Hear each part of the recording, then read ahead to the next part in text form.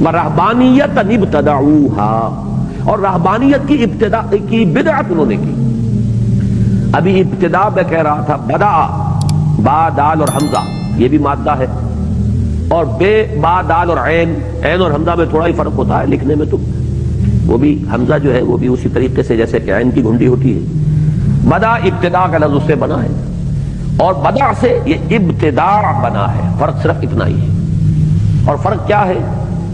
جس چیز کی اصل دین میں نہ ہو، جڑ دین میں نہ ہو، بنیاد دین میں نہ ہو، کوئی ایسی شے باہر سے لا کر ٹھوک دینا دین میں بدعت ہے۔ حضرت عائشہ سے جو حدیث مروی ہے، من احدث فی امرنا، جس شخص نے بھی ہمارے اس دین کے معاملے میں کوئی نئی بات ایجاد کر کے اس میں شامل کر دی، فہو رد، تو وہ بات بھی مردود، وہ شخص بھی مردود، اس لیے کہ یہی در حقیقت حلیہ بگاڑنے کا ذریعہ یہی چیزیں ہوتی ہیں۔ آپ نے ایک چیز کا اضافہ کیا نیک نیتی سے، دوسرا آئے گا اور زیادہ رکھے گا، تیسرا آئے گا اس پر اور زیادہ رکھے گا۔ خشت اول چوں نہت میں مار کج، تاثریا بھی ربت دیوار کج، ہوتے ہوتے یہ ہوگا کہ یہ جو اوور گروتھ ہے یہ اتنی ہو جائے گی کہ وہ اصل دین چھپ جائے گا اس کے پردے۔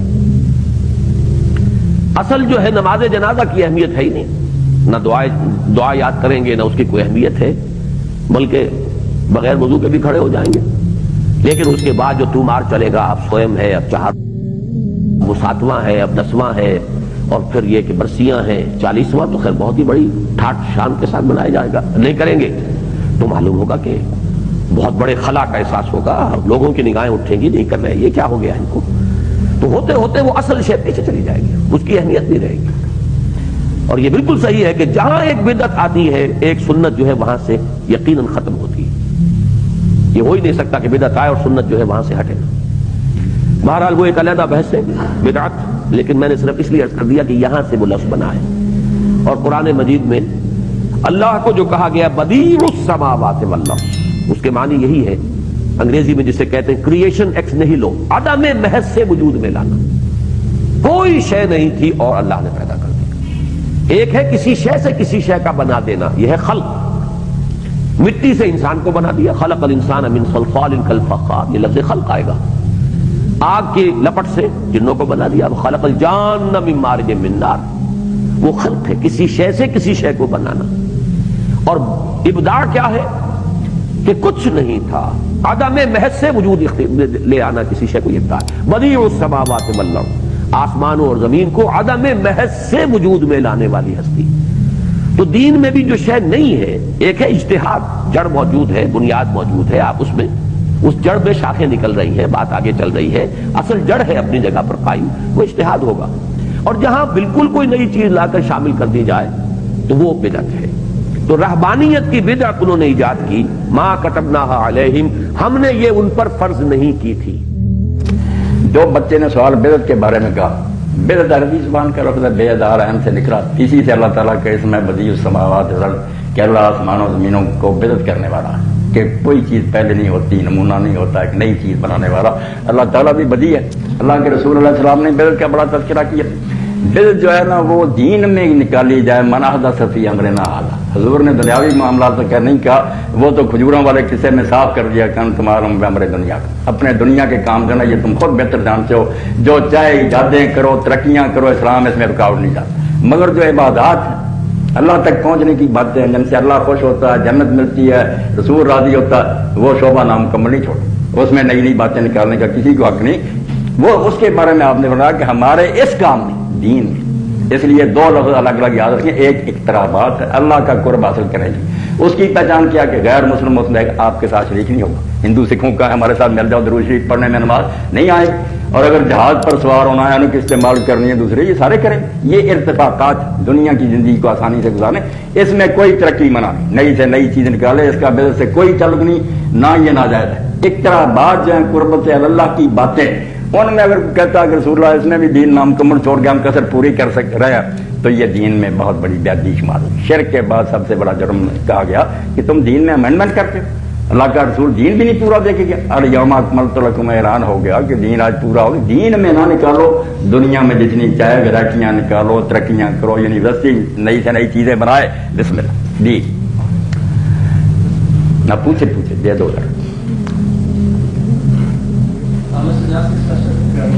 جی آپ نے فرمایا کہ جو ہے نا اس نے جو آیت آئی کہ آج کے دن جو ہے دین قبول ہو گیا، اس میں آپ کوئی چیز نہیں کر سکتے، لیکن اذان جو ہے اس کے تو جو ہے صبح کے وقت میں پڑھتا ہے کہ چور واسطے نماز بھی اس بہتر ہے، ٹھیک ہے. یہ حضرت عمر رضی اللہ عنہ کے دور کے اندر تھی، آپ نے یہ حدیث کو جاری فرمایا. اسی طرح جو ہے نا یہ جو تراویح پڑھتے ہیں یہ بھی جو ہے نا 20 تراویح تو آپ سے کوئی ثابت نہیں کہ آپ پوری 20 دن مطالعہ پڑھی ہو، یہ بھی بات ہے کہ عمر کے دور میں شروع ہوئی. اس کے بارے میں آپ بتا دیں. یہ دونوں مثالیں جب بچے نے دی نا بہت اچھی بات ہے، اس طرح ذہن کلیئر کرنا چاہیے کہ یہ باتیں بھی دین کی ہیں. اب یہ کہ الصلاۃ خیر من النوم، اگر تو بات بیٹا یہی ہے کہ یہ حضرت عمر رضی اللہ عنہ نے اپنے دور میں شروع کیا، جیسے امام مالک نے بھی ایک روایت لکھی ہے، مگر اس کے بارے میں یہ جاننا چاہیے ہمارے ہاں جو ہے نا علم روایت یا حدیث یہ ایک سائنس ہے، بڑی محنت ہوئی ہے اس پر. افسوس یہ ہے کہ مدرسوں میں بھی اس کا اہتمام نہیں، لڑکے بھی بس کتاب پڑھی اور سنانے لگے کہ مشکات میں ہی آیا فلاں میں ہی آیا. باقاعدہ جو ہے نا اس پر ڈھیروں کتابیں ہیں کہ کون ہے اس کو بیان کرنے والے، لکھنے والے نے کس سے لیا، اس نے کس سے لیا، یہ آپس میں ملے ہیں، ان کے حافظے کیسے ہیں، ان کی دیانت کا کیا حال ہے، کس عمر میں ملاقات ہوئی. یہ کتنا علم ہے کہ جب آدمی پڑھتا ہے نا تو سوائے اس کے کہے کہ یہ اللہ کے رسول علیہ السلام کا معجزہ آخری نبی تھے، اس لیے اللہ نے آپ کے ایک قول کی حفاظت کے لیے بندوبست کیا. یہاں ملاوٹ نہیں ہو سکتی. ملاوٹ کی ہے لوگوں نے بہت ہے، وہی ممبروں پر لوگ سناتے رہتے ہیں، ٹی وی پر بھی آ کر بڑے بڑے ڈاکٹر سناتے ہیں، حدیث کہتے ہیں، مگر کوئی نہیں پوچھتا کہ ڈاکٹر صاحب اس کے آگے لکھا ہوا کہ جھوٹی ہے بات.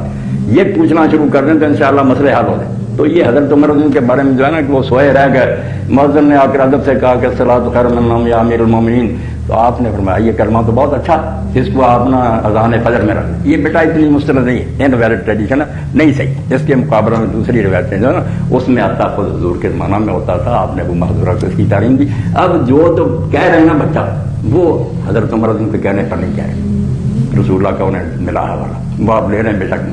جنہوں نے یہ سمجھا جیسے امام شافعی رحمۃ اللہ علیہ اسی نتیجہ پر پہنچے آخر میں کہ یہ حضرت عمر کی ایجاد، انہوں نے بیٹا چھوڑ دی، بلا جھجک چھوڑ دی کہ اذان میں نہ کہا کرو، یہ الگ کہتے پھرو، کیوں اذان میں دفع کرو.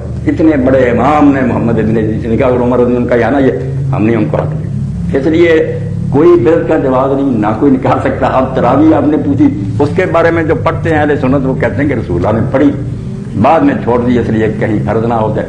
حضرت عمر رضی اللہ عنہ اپنے زمانہ میں دیکھا کہ یہ لوگ کوئی ایک دو دو پڑھتے ہیں، کوئی اکیلا اکیلا پڑھتے ہیں، انتشار ایک ہی مسجد میں ٹولیاں بنے تو کیوں نہ ان کو ایک امام پر اکٹھا کر دیں. انہوں نے ان کو کر دیا اور 8 ہی تراویح حضور پڑھتے تھے، 8 کا حکم انہوں نے دیا. بالکل ایسے ہی حدیث نے کہ دونوں قاریوں سے کہا ان یقوم علی الناس ب11 رکعت. حضور جو 11 رکعت تہجد کی پڑھتے تھے نا وہی یہ نماز ہے.